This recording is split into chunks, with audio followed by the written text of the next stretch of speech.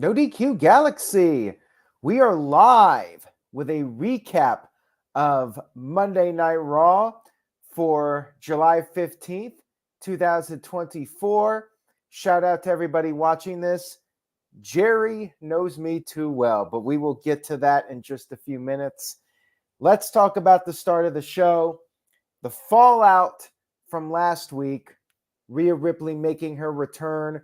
We had a video package highlighting everything that has gone down between Liv Morgan and Dominik Mysterio in Rhea Ripley's absence. Rhea came to the ring. We got the mommy chants. She said that she will handle Dominik later, but first she wanted to address Liv, said that Liv has been walking around with her title. She called out Liv, but instead we had Dominik come into the ring getting booed, and he had a rose with him, just like when Eddie Guerrero had a rose for China. He was talking to Rhea, but then we quickly had an interruption from Liv Morgan, who was on the screen. She was backstage. She said she had a long weekend in Mexico. She's known, her voice was a little gone. She said that she's known to be quite the screamer. She got to know Dom over the past several months, and then when she kissed him, it became very real to her. More real than what Rhea Ripley has with Dominik. She said that mommy might be home, but Liv is finally on top. Shout out to Building Nexus, who sent in a $2 super chat. Thank you for that. Says, Rhea helped create Dirty Dom. Rest in peace, Richard Simmons. Very sad about Richard Simmons, and Rhea Ripley creating Dom. Definitely a big part in the Dominik character getting over, that's for sure. Now, Rhea Ripley responded to Liv by saying that she wanted a match with Liv to get her title back at SummerSlam. Liv did accept the match, and she hopes to see Dominik there. Then we cut to Rhea and Dom in the ring. The crowd was chanting, Dom's in trouble, and Rhea said she is going to end Liv's career. And to quote Liv, watch her. Dominik tried to hand the rose over to Rhea. Rhea just tossed it away. Might come back to bite Rhea in the ass. We'll see. Great segment to kick off the show. Sean Garner very well could be onto something with this comment. This was definitely paralleling China and Eddie Guerrero, and WWE was not shying away from it. Like they were even bringing it up on commentary, the Mamacita line. They were definitely paralleling what happened in that old school Attitude Era storyline with Eddie and China.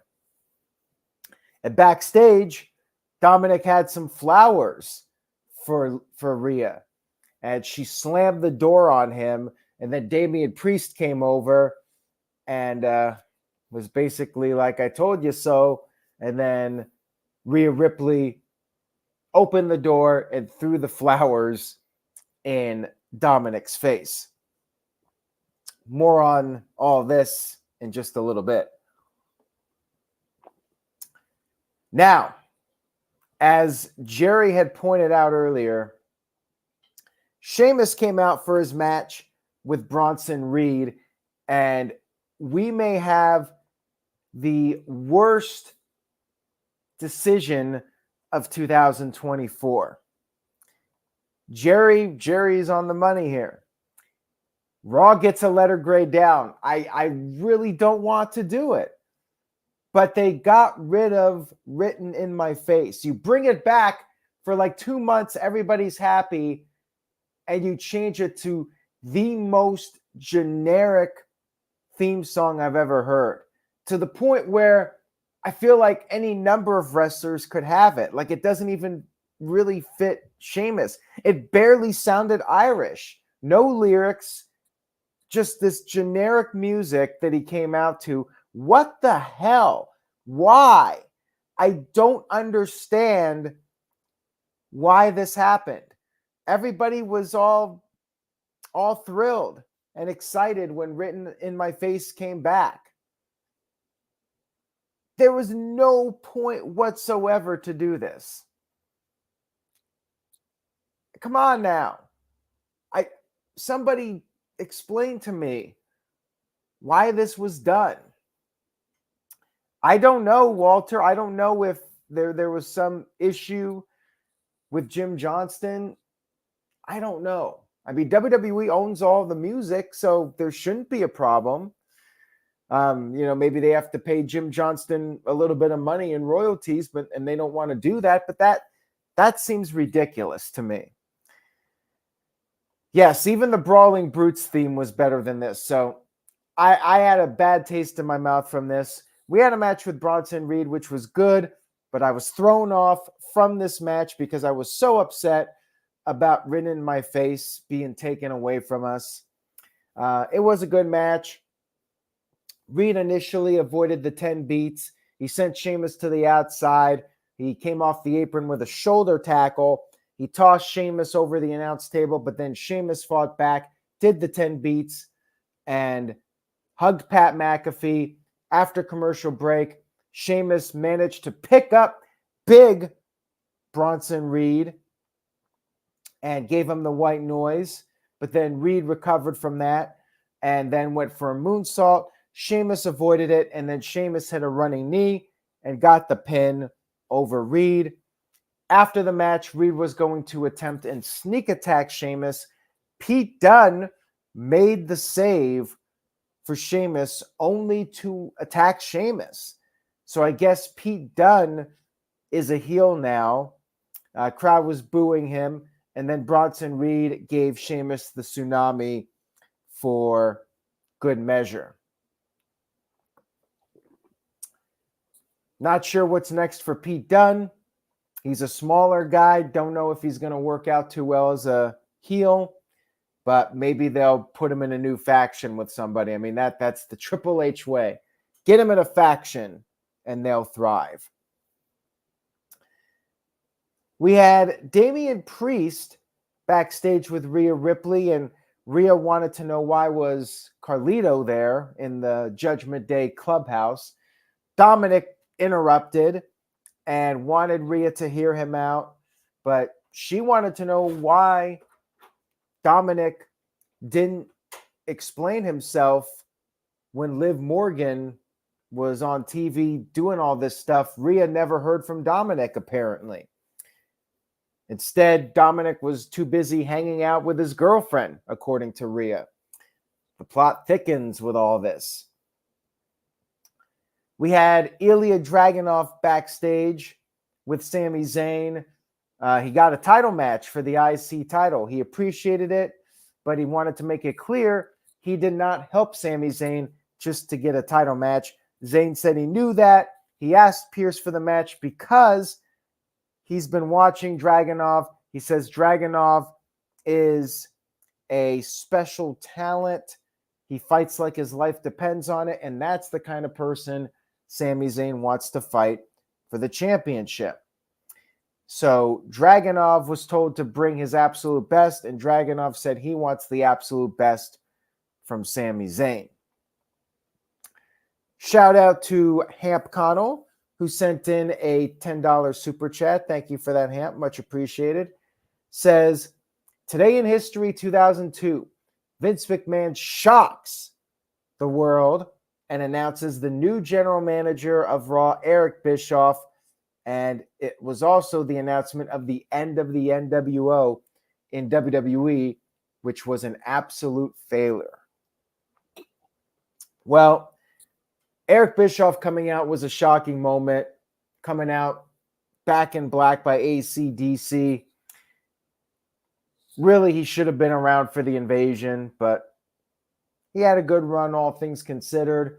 NWO was a total bust. That must have meant that a week ago was the anniversary of Kevin Nash's infamous quad tear. Now, let's talk about Gunther. We had a video package from him, and then we had Zelina Vega interfered. She talked about wanting to be in the front of the line since Dominik ruined her championship opportunity. Then Sonya Deville, Shayna Baszler, and Zoe Stark interrupted, and a challenge was made, Zelina versus Sonya. We had a match between them, and it was practically no match. I mean, it went on for like a minute. Zelina hit the 619, but then Shayna attacked Zelina while Zoe distracted the referee, twisted the arm, and then Sonya Deville got the win with the Deville's advocate. It was a 3-on-1 attack after the match.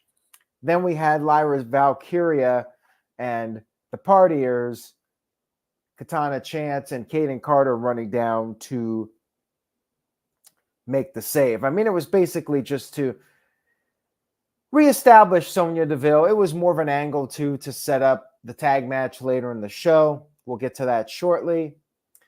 And then we had Jey Uso backstage wanting to know if Rhea Ripley was single and wanted to mingle.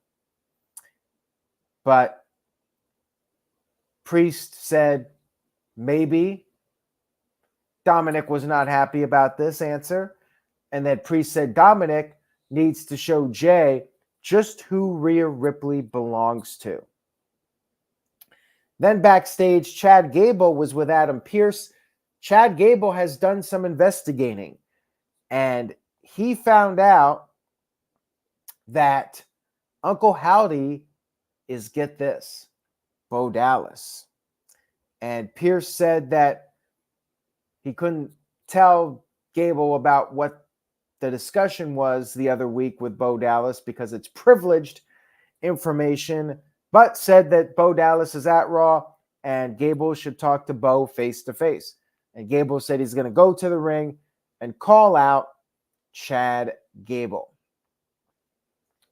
We had Damian Priest's confrontation with the number one contender for the World Heavyweight title, Gunther, and they went back and forth. And the gist of this is Gunther mocked Priest for being on the streets. Priest took pride in this, that he fought for 20 years to get to WWE, didn't have it easy like Gunther. Priest thinks that Gunther is just in it for the paycheck, and said that Gunther doesn't have any heart. And after SummerSlam, Gunther's going to have to fight from the bottom to reach the top again, and he'll be nothing more than a boring, privileged scumbag. And Gunther referred to Priest as street trash. Braun Strowman then came to the ring, and we had the match between Priest and Strowman. I thought the promo segment was very good.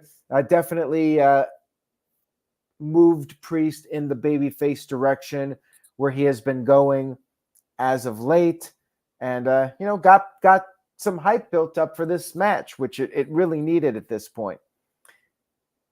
We had Priest versus Strowman. Priest was not able to get Strowman off his feet at first. Strowman sent Priest to the outside of the ring, went for the Strowman Express, but Priest sidestepped him on the outside. Strowman crashed into the barricade, and then after the break, Strowman tried to make a comeback, but his knee gave out on him. He wasn't able to hit the power slam, and Damian Priest got a clean win, 1-2-3, with the South of Heaven choke slam. Finally, Damian Priest gets a clean win. Something he's really needed for a while. And then after the match, Gunther came out there. They got into a brawl. Damian Priest got the upper hand and Gunther retreated. Well done segment to build up Gunther and Priest. Walter said that it reminded him a little bit of the Triple H and Booker T promo, although that one was quite controversial. This was different. Basically just Gunther thumbing his nose at Damian Priest, basically calling him a bum. He's street trash.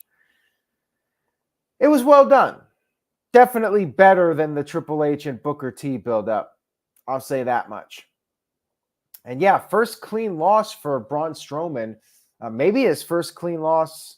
No, I think he lost one pretty early on in his return. Maybe to Ricochet? I don't remember exactly who he lost to. It might have been Ricochet, and then they became friends. But yeah, a rare loss for Braun Strowman. Not that it's going to really hurt him or anything. Priest really needed it, so I think it was the right call. You needed to give Priest a big win here.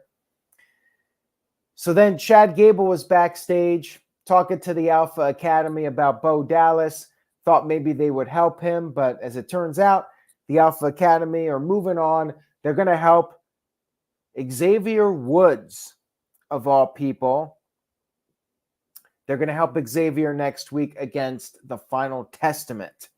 And Chad Gable was completely disgusted with this. We had Carter and Chance, the Partiers, versus Shayna Baszler and Zoe Stark. It was a solid match. You know, WWE's really trying to build up this new trio led by Sonya Deville. It was back and forth. And in the end, Zoe Stark did the missile drop kick to Chance. We had a little bit of interference where Sonya got on the apron. Lyra went after Sonya, but too little, too late. Shayna then hit the knee strike to Chance and got the 1-2-3 victory. Team Sonya wins, and they continue to build up some momentum. I think they have some potential. Will it work out long term? I don't know, but WWE's really trying, and maybe Sonya can make magic and actually get the crowd behind Zoe Stark.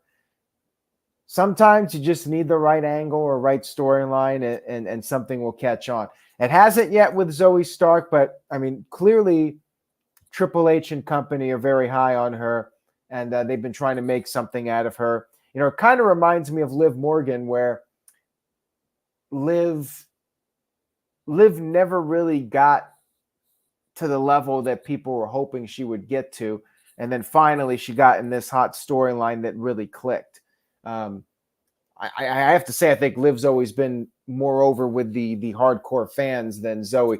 Zoe, for whatever reason, just hasn't really made that connection with the fans yet. But like I said, one angle can completely turn that around. Maybe this will be it. We had our backstage segment with Drew McIntyre and Adam Pearce. And actually, wasn't a backstage segment. It was in the ring. I just screwed up. So let's talk about the Adam Pearce segment with Drew McIntyre.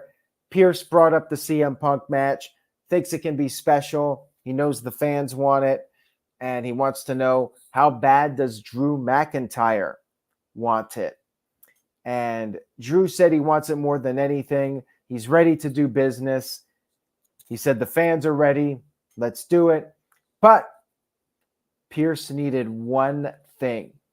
He brought in 2 referees and said that McIntyre needed to apologize for what he did to them at Money in the Bank. Drew questioned why he had to do this. Pearce said, this is what you need to do to get the match. Drew then said that he was not going to apologize. He said all the referees have done is screw him. Everybody screwed him, and nobody does a goddamn thing about it. He didn't say that last part. That was Bret Hart in '97. But it definitely gave me vibes of that Bret Hart promo. So Drew McIntyre must be watching his Bret Hart tapes. And Adam Pearce was furious. He said that Drew McIntyre is still suspended. And McIntyre responded by shoving the referees. He was going to attack Pearce, but then Seth freaking Rollins ran down to make the save and went for the curb stomp, but McIntyre was able to escape. So what does this mean? Is CM Punk not cleared? He's going to be on Raw next week. Now, I thought this, Matthew's comment here, maybe Seth Rollins is going to be the special guest referee, and that's why we had the whole deal with the referees involved here. And Seth Rollins is not somebody that McIntyre can just shove down. I mean, that could be where this is going, and the rumors going around, Seth Rollins maybe could have a role in the match without actually being in the match.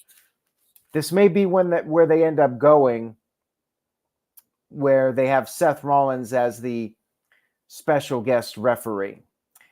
It was a good segment. I'm a little confused if Punk's even doing the match at this point, and I'm also not sure how I feel about the whole Seth Rollins as the referee gimmick. I just like a match where it's unsanctioned and WWE's not responsible for anything that happens in the match. That's what I want to see, but they got to figure out something for Seth Rollins. Maybe Seth will pull a Steve Austin and just count both of them out and flip them off like Steve Austin. I don't know. But I do have more questions than answers now about this storyline and if CM Punk's even wrestling at this point. I mean, I would think he is, but we're running out of time here. We only got a couple weeks now until SummerSlam, so they gotta make it clear where this is going. And they've invested a lot of TV time, which makes me think they are doing the match, but we'll see. Now, backstage, Rhea Ripley was talking to Finn Balor and JD McDonough, and once again, Dominik interrupted, and he said he went to Adam Pearce to get a match with Jey Uso, even though it was actually Jey Uso that wanted the match. And he said he wanted to prove that that Rhea Ripley still belongs to him. And she did not appreciate this line whatsoever. And she said nobody owns her. But she does own Dominik. And Carlito went over to Dominik and said, that's not cool. We had our match. Actually, before the match, I forgot to mention this pretty significant moment on the show. We had footage of the Wyatt Sicks invading Pat McAfee's show once again, and they had another VHS tape. This tape featured Eric Rowan cutting his first promo since returning to WWE, and he pretty much referenced the deaths of Luke Harper, Brody Lee, and Bray Wyatt, saying that he lost one brother and he tried to move on from that. Then he lost his other brother and he could not get up from that. And Uncle Howdy asked, how does that make you feel? And he threw the mask over to Rowan, and Rowan talked about how the mask, it gives him hope. It was very well done, and obviously it's real life mixed in, so these guys can use their real emotions to work it into the storyline. Very, very well done. Very personal from Rowan. We then had Jey Uso versus Dominik Mysterio. Dominik took a cheap shot at Jey right off the bat while Jey was posing, yeeting everyone in the crowd, yeeting everyone at the Nutter Center. People were yeeting hard in the Nutter Center, according to Pat McAfee. And Dominik was furious with Jay, saying, "Don't talk about my mommy," when he was talking about wanting to hook up with her earlier in the show. Dominik did the three amigos, went for the 619, but Jay avoided it. However, Dominik regained the upper hand. He sent Jay into the post.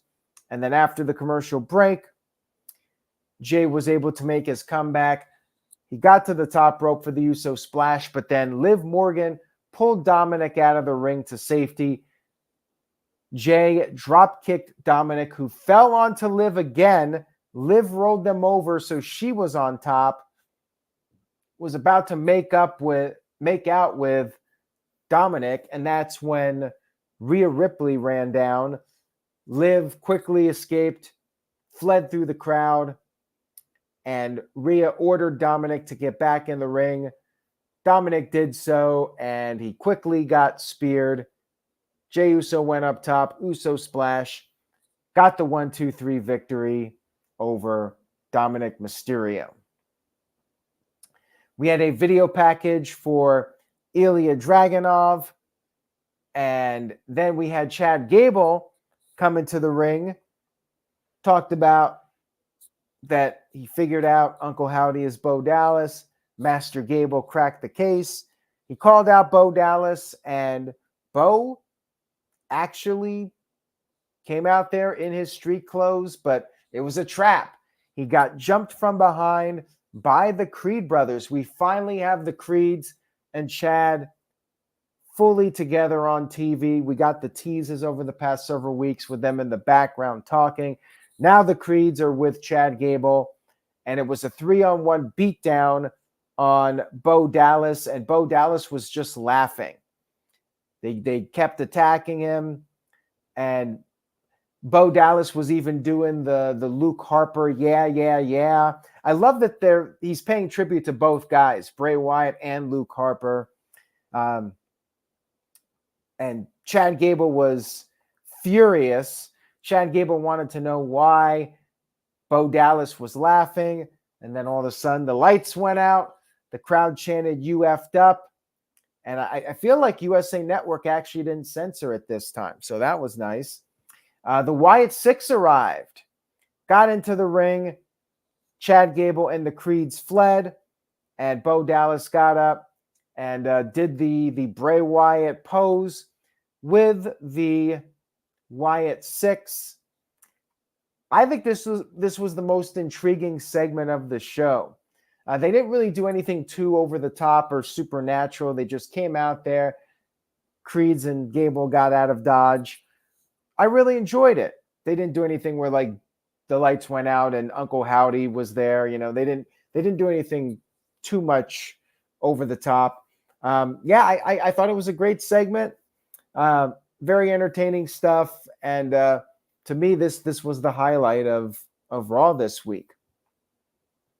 Looking forward to the 6-man tag team matches that I'm sure will coming up. And hell, if you throw Ivy Nile in the mix, you can do her versus Abby, a.k.a. Nikki Cross.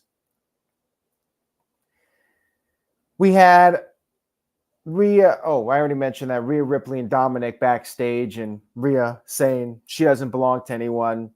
Dominik belongs to her. We had our main event, Sami Zayn versus Ilja Dragunov. Now, I forgot to mention earlier in the show, Braun Breakker was not happy about Dragunov getting a title match. And Pierce warned Breakker to not interfere, and in fact, had Breakker leave the building. And Pierce told security to make sure Braun Breakker was escorted out. You guys know where this is going. I mean, I think Stevie Wonder even could see this coming. Like this whole thing, Braun Breakker is not going to be interfering. Yeah, right. So anyways, this match didn't get as much time as it really should have gotten. I would have liked to have seen them get like a good 20 minutes on Raw. But they only got the one commercial break. It was a competitive match. Sami Zayn hit the Blue Thunder Bomb, won the match. No, he didn't. Of course, Dragunov kicked out of that. Dragunov countered the haluva kick, went for the H-bomb. Zayn got his foot up. Then they were on the outside. Dragunov gave Zayn the H-bomb on the floor, got him back in the ring, did the coast-to-coast, went for the senton off the top. Zayn got his knees up, and then Zayn hit Dragunov with the haluva kick while Dragunov was in the ropes. Dragunov fell to the outside of the ring, and then they were both on the outside, and sure enough, Braun Breaker showed up.